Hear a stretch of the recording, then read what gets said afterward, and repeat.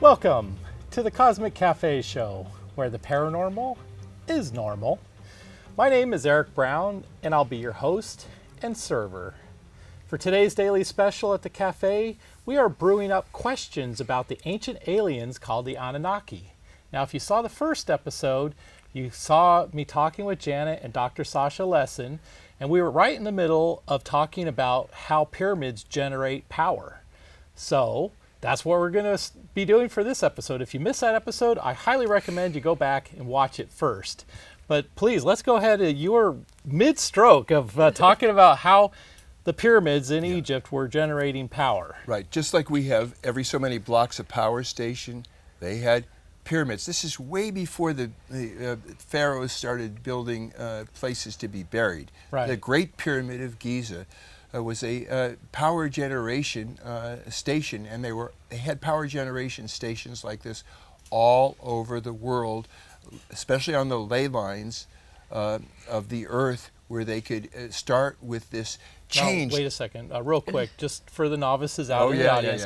What is a ley line? Because I'm sure half of them don't even know. Where there is a lot of energy, especially along fault lines of earthquake lines, where like here in plates, California, we got our earthquakes. That's where there's a huge change in the flow of energy, gravitational energy, a few hours before dawn, and that creates this electrical charge. It creates a microwave that were captured in the various pyramids that the Anunnaki made all over the world. They had a whole grid of them on every continent. Okay. And this was their energy system. And so the pyramids are sitting on top of these ley and they lines. had a number of functions. They weren't one function. They pointed back. They weren't just power stations. They were also, after the flood, they deliberately built pyramids as places where people could meditate and feel this energy and meditate in a way that let them contact the wisdom of the ancestors. They even called it. So that was very interesting, but I do want to get back to what you touched on earlier, which was about the sonic sonar, right? And finding the pyramids under the water, and I guess under land as well. Yes, it's mostly under land, although I think there probably are some pyramids under the water. It appears to be a connected grid that is global. Okay. And so one of the things that there's a pyramid in Bosnia. There's another Sphinx in where is it? In Romania, on Mars. Romania. Oh, and in Mars, there's a tie-in with Mars. There's a whole city that correlates with the pyramids in Giza. So anyway, there's a huge pyramid in Alaska that Linda Moulton Howe and Whitley Strieber had a whole a whistleblower come on for like a long 2-hour show, and they were saying it's active. It's part of this grid, and it has enough power in it to power all of Canada. Okay, so yeah. All right, so now I haven't heard about that on the news. I'm sure most of the people watching this show have never heard about that on the news. But so you're telling me that somebody's actually found, it's been documented, there is a pyramid in Alaska. Was it under a glacier or something? And it's still operational. Is it like under a glacier? And our military is covering it up. And why is that? Why does our military cover up all these things, honey? That's a good question for a lot of people, but that's probably another sensitive subject. Yes. I've already had a guest that had problems with the men in black coming by. Yeah, so we don't want to get hauled off by the men in black. So right. Yeah, the pyramids were multifunctional. The Great Pyramid at Giza was not only a power plant. It was made after the flood, when the landmarks of Mesopotamia were under mud, and so they made this great big pyramid with electrum on the top to show where to turn down to the new spaceport they were building in Sinai to make up for the one that they had in Nibiru in Iraq.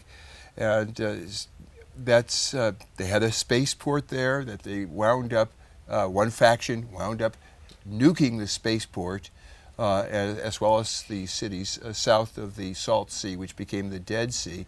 These people gave us a model of war, of greed, of murdering each other, They gave us a lot of good things too, including Glad to hear We have that. writing and civilization. math and astronomy and, Right. and our whole civilization. But Sure. they had some hang-ups too. Yeah, Well, like they war gave and us killing. food and they gave us wine, Right. beer, all the different variety of foods. There were no precursors to sheep, and they brought down cows, and so we have all these things that we wouldn't have if it wasn't for the Anunnaki. So they basically populated the planet. Yes. Yes. So that's why making that leap, calling them our gods, actually kind of makes sense. Right. So, because our ancient, Yeah. following we have the DNA making the hybrid workers, and so we're the workers, but they didn't want to make our DNA. I'm just kind of recapitulating, Sure. make Right. sure Uh-huh. I'm understanding it okay, and so the folks in the audience that are following along, make sure they're kind of, because they're probably thinking the same thing I am, is so they make us, we're getting their gold for them, we're their workers, but they've also throttled back our brain power Yes. with the DNA. I think we touched Right. on that in the Uh-huh. first episode a little bit. So, which is interesting sorry. because I've always had a feeling that it just always makes me wonder, maybe I'm getting way off topic with you guys. No, but, it's on topic. Oh, okay. Right, So uh-huh. I always wonder, how is it that we can have a Rain Man or a savant or, some guy that can calculate math out to, 26,000 places of pi, or another guy that can look at something for a few seconds and then go and draw a perfect, almost like a perfect replica picture of it from his few second Right. look at it. Or, I mean, some of these savants are amazing. It's like, okay, if that exists, why don't we have it? Our brains have been limited. what- Go yeah, ahead. what- It makes uh, sense to me. What they have told us, what the Anunnaki dictated, after the flood, they started building a series of places to meditate, like Göbekli Tepe in Turkey, where the idea is if you allow yourself to get rid of letting your intellect dominate and just allow yourself to go into a meditative space, particularly in one of these places that are oriented toward where they said our ancestors came from in the stars, you can access the Akashic records, that is the what you need to, parts of your brain that you don't ordinarily access. And so, what I suggest to people out there who are listening to our show, go to a sacred place, Machu Picchu or Göbekli Tepe, Serpent Mound in Ohio, and meditate. Meditating alone is good. Meditate with another person or a group, and ask for what you want. Matter of fact, you can imagine a sacred place and go there right now and say, what do you really want the wisdom of the ages, of the ancestors to give you? And they will. And let us know on the show what you find out. Oh, absolutely. That would be great if they did. And who knows, if they do, I'll definitely let you guys know. I'll pass that along to you. Now, Thank you you. mentioned something real briefly. I want to make sure everybody in the audience understands. The Akashic record, I think that's how you pronounce Right, it. uh-huh. Please explain that a little bit more, because I've heard briefly of it before in the past, and I think it's pretty significant. Yeah, it's if this is a holographic universe where every information that there is in each of us, in every molecule to some degree, including the light of the source. And the Anunnaki didn't think they were gods. They said there's the creator of all, of course. Right. So Right. that's the parts of our brain that we can access when we meditate. And that's the Akashic records. And there are also mechanical devices that are used to facilitate that. The people from Serpo that were in the exchange program and gave us our anti-grav craft also gave us something called the Golden Book, where we could see, when you travel through space, you're also traveling through time, so that the record of where we've been and even where we're going and haven't gotten there yet has been transmitted to our clandestine government. They know a lot more than we know. And you say, what is the purpose of our military? I'll tell you what it is. It's to protect us. Yes. So, that's how they think. They want Right. to protect us. Sure. Now, to put it, just so my brain kind of wraps itself around this Akashic record, would you say it would be kind of similar, just kind of in a crude way, similar to our internet? and we have wireless devices like smartphones that are connected to our internet.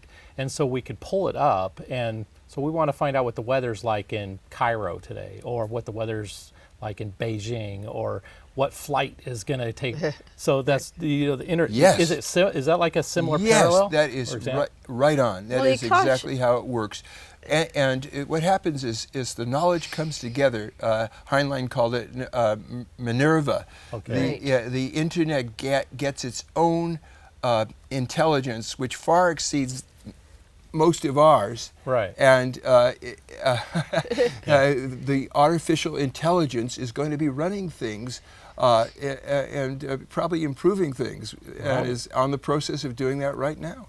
But the Akashic Records records everything that ever is, was, or will be. Just like the and internet. It's readable. Right. Just ask some celebrities. Right.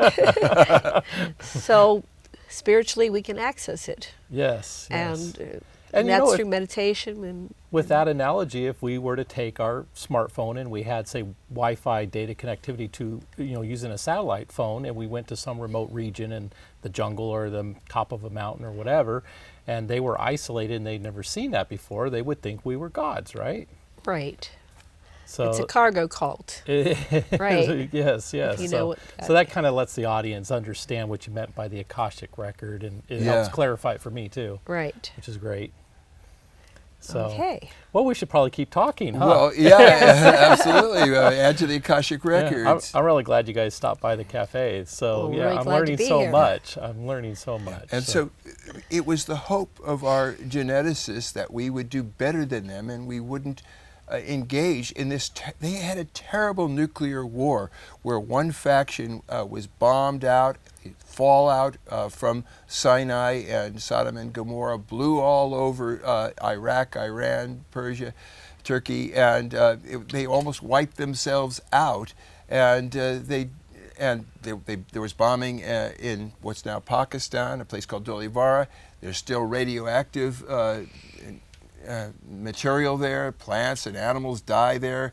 It's off limits in Pakistan because of the radiation. Okay, and they wanted us to do better. Yeah, I was just going to, so the radiation, it has been shown and proven that it's there. Yes. They don't really, obviously we didn't explode any bombs there. That's right. In modern times. This is There's ancient. glass, it's called tephra. That's the same kind of, you fly over Sinai, you'll see it's black. And the soil is these little glass pebbles, just like what was left of the people in Hiroshima and Nagasaki and the spies, Lot and Abraham, who the Anunnaki said, get out of Sodom and Gomorrah, we're going to nuke it. And the story is that Lot's wife turned back and turned to salt. No, she was vaporized like those poor little Japanese ladies in the city who were turned to vapor. But I want to explain the factions. Okay. So God and Satan are Enki and Enlil, and they had the next generation was Marduk and Nana. So there are four major factions that have divided this earth to this day, and it gets twisted into the biblical stories, and depending on if somebody has good characteristics or bad characteristics, or they're being interpreted such, they're God or Satan.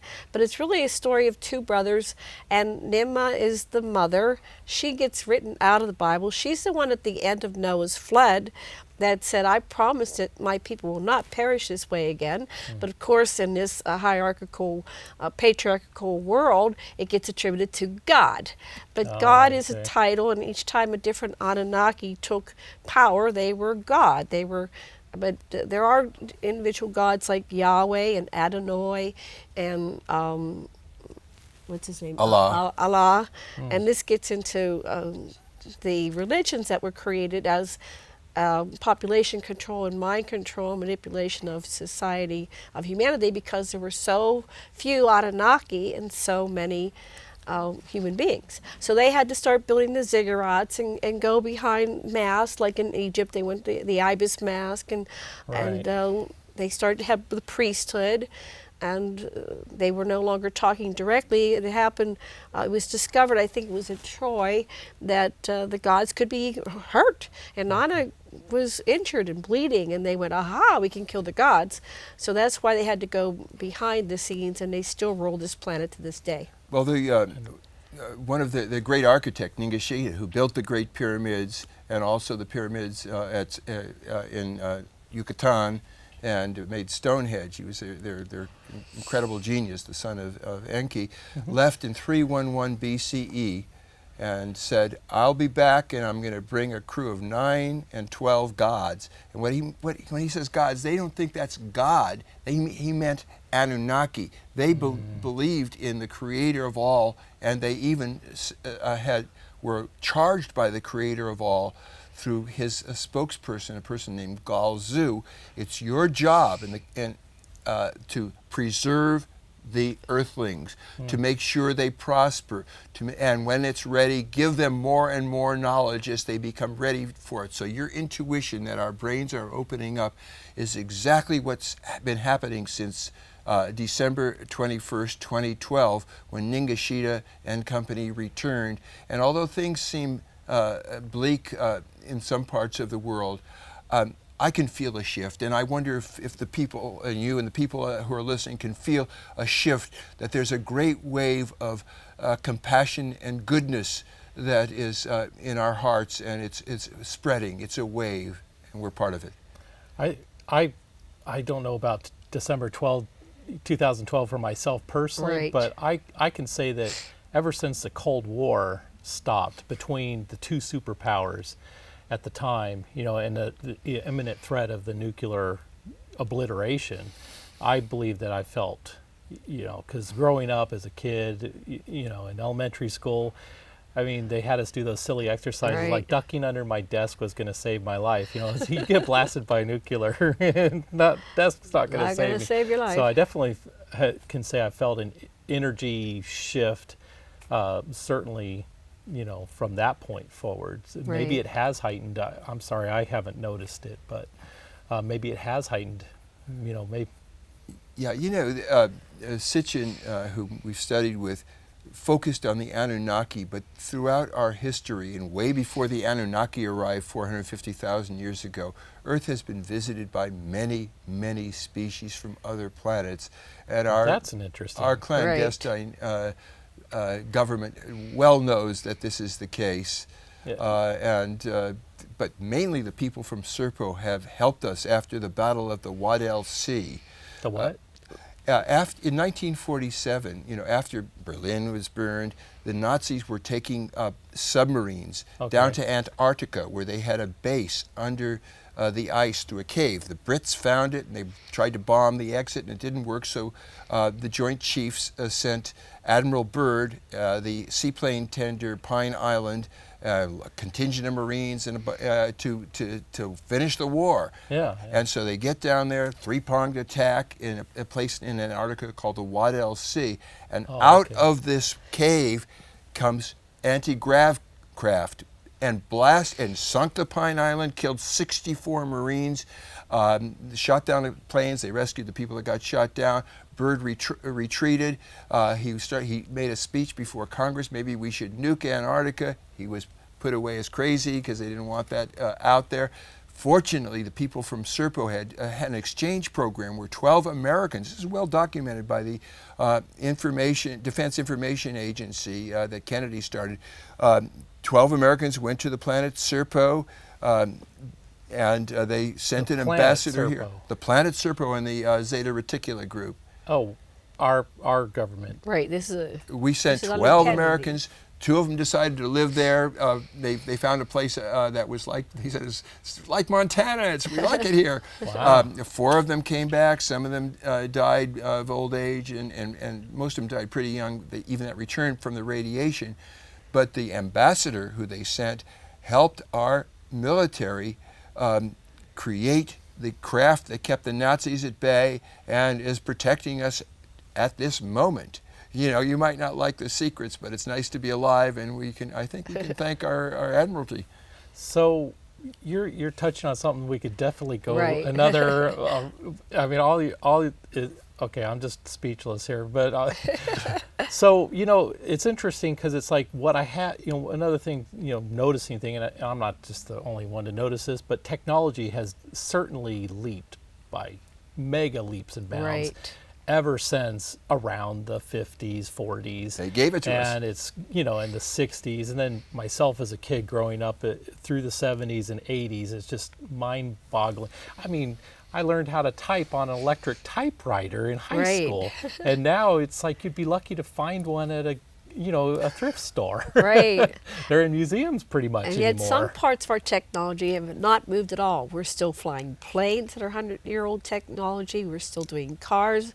So part of it's why being did we stop held going back. to the moon too? It's like, Well, how did the Oh, we space have a program base. suddenly get stopped? We have a base on and the all that moon. We stuff have a on base Moon and on Mars. We've Yeah. been in space for quite a while now.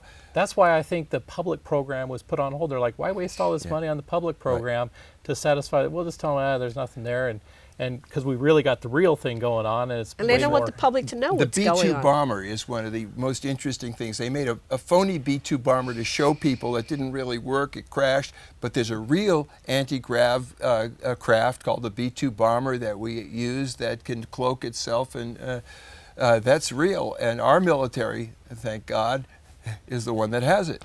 Well, that's the triangular shaped one. Yeah. Correct? Yeah. My one of my previous guests, Bob Schroeder, actually has that on the cover of his book. Right. And he's been on the show a couple of times talking about the math that we know can actually, in theory work. So it's like, well, if we know it already in theory, why isn't anybody testing it? Well, maybe nobody's testing it because we're already doing it. We're already doing Why it. go back and test it if you don't need to test it? We just saw Bob Lazar, who the whistleblower from Area 51, Sure, who yes. gave us all the details about way back in the 50s when they were developing this craft and figuring how to make it work. Right. So our right. technology is hundreds of years, if not thousands of years, beyond what the governments, whoever they are giving to humanity. And so we want the disclosure. We want these technologies. We have cures for all diseases.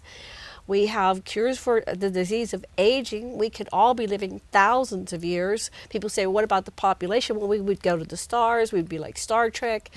We would have green energy systems. We already have green energy systems. Could you imagine it's all about 1,000-year-old William money. Shatner? Money and greed. The biosphere was at rehearsal for sending lots of people to Mars. Sure, Right. sure. It'd be exciting. I know Elon Musk is very determined. I believe. Now, I never heard him say this myself, but I believe I read that he was quoted as saying that he would actually want to be one of the participants in the Mars program. Right, the ones that aren't would coming be- back. But what are they going to do when they already greed the people that are already maybe once you're there? at Mars, you don't need to come back. You Right. know? Yeah, we've seen pictures of the Anunnaki had a major base there, and so did some other extraterrestrials. But they had Nimma, this geneticist, the princess, stopped at Mars on her way to Earth, and one of the ex-king of Nibiru, Alalu, who died there as punishment for biting off the privates of the other king. Well, that sounds like another show. It's another another whole show. story. That's a late night show. There's a lot of stories. Anyway, they made a huge 12-mile statue at Sindonia of Alalu, this ex-king with his eagle helmet pulled back. And there's pyramids on Mars. There was it was a transshipment base. Right, that's Huh. Richard Hoagland's Face on Mars that they Right. talked about all, through the 70s and 90s. Yeah. Yes, and Mike Barra has some really Mike interesting. Barra. So Yeah. twice Earth was invaded by Martians, but the Martians were Anunnaki.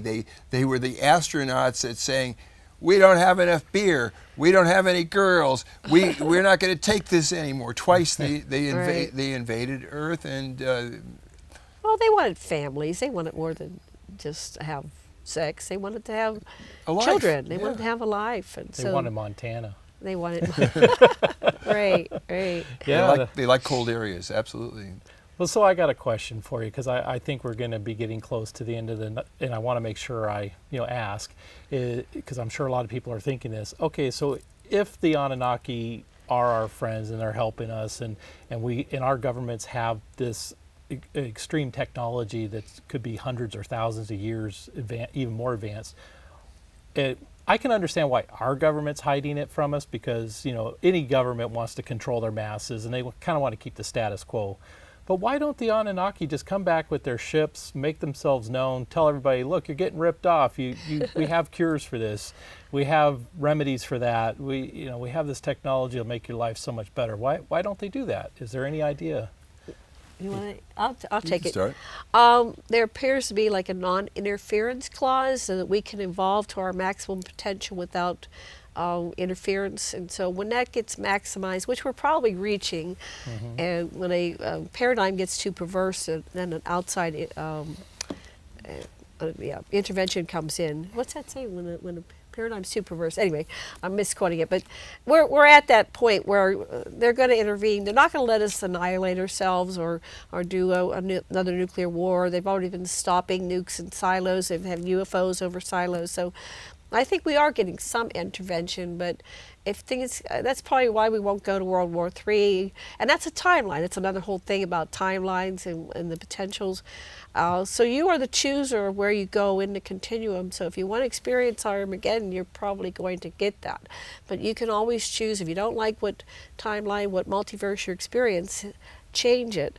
And I'm on a timeline where I'm inviting the Anunnaki down. I've had a lot of contact. I'm a contactee experiencer, and that's another whole show. I work with experiencers. What did you want to say on that, honey? They already have intervened. A.R. Borden has talked about reports about how basically we have been sheltered and moved out of harm's way from some of the problems of Nibiru coming in. And right now, one of my colleagues has actually got films of huge motherships that have been zapping something or other that's coming in the vicinity of the sun. So even though Nibiru is at its perigee coming close, we are being protected.